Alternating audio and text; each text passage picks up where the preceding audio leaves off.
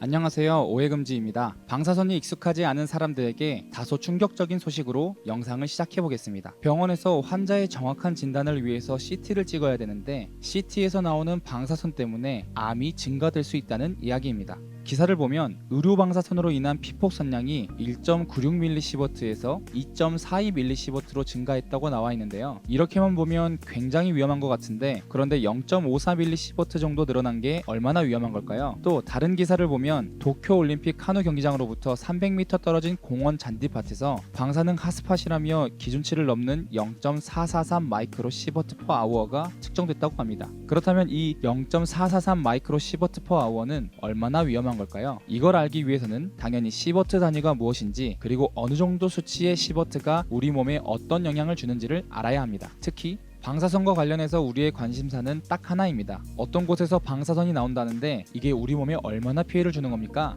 이걸 나타내는 단위가 바로 시버트입니다. 조금 더 디테일하게 이야기하면 방사선 종류에 따른 특성, 방사선 노출 신체 부위, 방사선 노출 시간 등을 고려하여 우리 몸에 주는 영향을 종합적으로 표현한 단위입니다. 즉, 이 시버트 단위만 알면 우리 몸에 얼마나 영향을 주는지 예측할 수 있고, 특히 암 발생 확률이 얼마나 증가하는지 예측할 수 있습니다. 일단 초기에 이야기한 CT를 예로 들어 설명해 보겠습니다.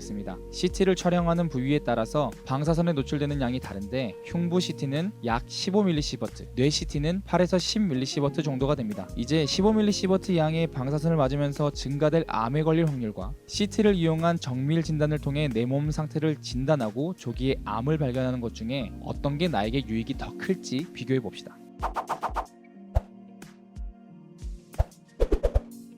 여러분들이 궁금해하는 방사선량과 암 발생률의 관계에 대해 한번 알아봅시다. 이 암 발생률 그래프는 히로시마 나가사키의 원자 폭탄이 떨어진 이후 생존자들 5만여 명을 50년 동안 추적하여 실제로 백혈병 및 기타 암들에 걸린 환자들 데이터를 기반으로 만들어진 그래프입니다. 결론부터 말씀드리면 0.1시버트, 즉 100mS를 맞으면 암에 걸릴 확률이 0.5% 증가합니다. 당장 암 걸릴 확률이 0.5% 증가한다가 아닙니다. 평생 살면서 죽기 전에 암에 걸릴 확률이 0.5% 증가한다는 겁니다. 일반적으로 사람이 평생에 암에 걸릴 확률이 25%에서 35%인데 그 중에 0.5%가 증가합니다. 25.5%에서 35.5%가 되는 거죠. 하지만 10mS 세기의 CT를 1년 동안 10번 찍어서 100mS에 우리가 1년 동안 노출이 된다고 쳤을 때 암 발생률이 0.5% 증가하는 것은 아닙니다. 10번의 촬영을 한 번에 하는 것이 아니라 시간차를 두면서 찍는다면 낮은 세기의 방사선에 의해 손상된 세포는 원래 상태로 회복되기 때문에 실제로는 0.5%가 증가한다고 볼 수 없습니다.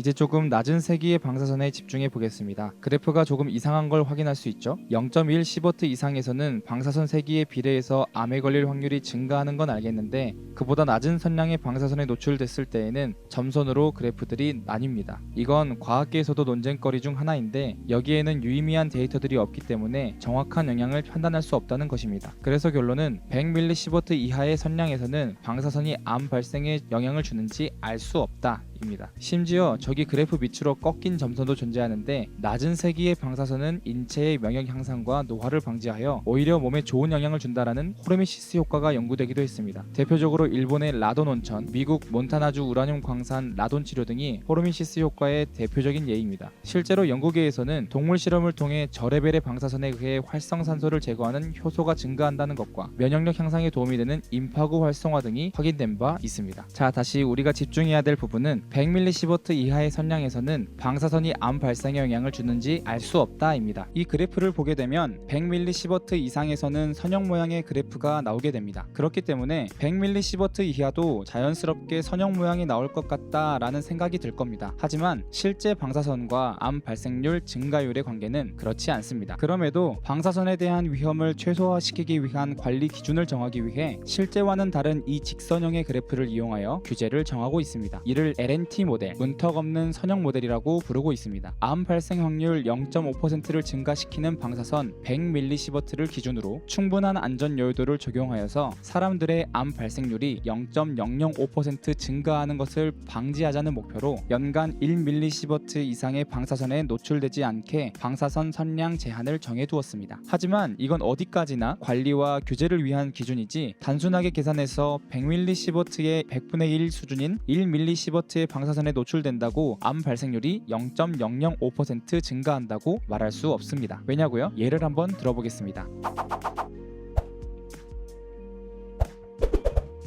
제가 롯데타워 100층까지 걸어서 올라갔다고 생각해 봅시다. 그리고 다리에 근육통이 올 확률이 100%라고 해봅시다. 이때 LNT 가설을 적용하면 롯데타워 한 층을 올라가면 근육통이 생길 확률이 1% 증가하는 걸로 볼 수 있습니다. 그런데 제가 근육통이 생기는 게 너무 싫어서 하루에 한 층 이상씩 올라가지 말자라는 약속을 정해두었습니다. 그런데 어느 날 중요한 면접이 있었는데 엘리베이터가 고장나서 3층에 있는 면접장에 계단으로 걸어서 올라갔습니다. 그렇다면 제가 정한 기준치의 3배를 걸어서 올라가 버렸습니다. 근육통이 생길까요? 안 생길까요? 만약 생겼다고 하면 오늘 가방이 무거워서 오래 걸어 다니다 보니 다리에 근육통이 생겼을 수도 있는 거고, 어젯밤에 가볍게 운동을 해서 근육통이 생겼을 수도 있는 건데 꼭 3층 계단 때문이라고 할 수 있을까요? 자, 여기에서 계단은 방사선이고 근육통이 걸릴 확률은 암 발생 확률을 나타냅니다. LNT 모델은 한 층 이상씩 올라가지 말자는 약속처럼 1mS를 넘기지 말자는 규제를 위한 것이지 암 발생 확률을 정확히 이야기할 수 있는 게 아닙니다. 즉 LNT 가설이라는 것은 규제와 관리를 위한 것이지 암 발생과 방사선의 역학관계에 대해서는 아무런 과학적 논리가 될 수 없습니다. 그래서 우리가 흉부 CT를 한 번 맞아서 15mS에 노출됐다고 100mS의 0.5% 암 발생률 증가라고 했으니 암 발생 확률이 갑자기 0.075% 증가했을 거야. 이건 과학적으로 근거가 없는 겁니다. 또 우리가 생물 시간에 배운 것처럼 세포는 작은 상처에는 금세 다시 회복을 합니다. 그래서 1년에 15mS씩 5번 맞았다고 치면 나는 95mS를 맞았고 나는 암에 걸릴 확률이 0.5% 늘어났을 거야, 이렇게 걱정할 필요가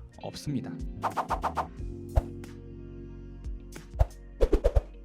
자, 많이 어려우신가요? 이 시간을 통해서 여러분께 방사선 세기와 암 발생 확률에 대해서 말씀드리고 싶었습니다. 다소 어려울 수 있지만 결론은 또 하나입니다. 방사선이 두려워 CT를 맞으시기 두려워하시는 분들에게 말씀드립니다. 흉부, 뇌 CT 한 번 맞아서 올라갈 암 발생 확률은 우리가 평생에 암에 걸릴 확률의 몇천 분의 1도 안 됩니다. CT 맞고 얼른 초기에 암 발견하시길 기원합니다. 암도 없고 깨끗하면 더 좋고요. 다음 시간에는 오늘 배운 시버트 단위를 가지고 좀 더 재미있게 우리 일상생활에서 방사선에 노출되는 상황들과 사회적인 이슈들을 다뤄보도록 하겠습니다. 지금까지 오해금지였습니다. 끝까지 봐주셔서 감사합니다. 다음 영상에서 만나요.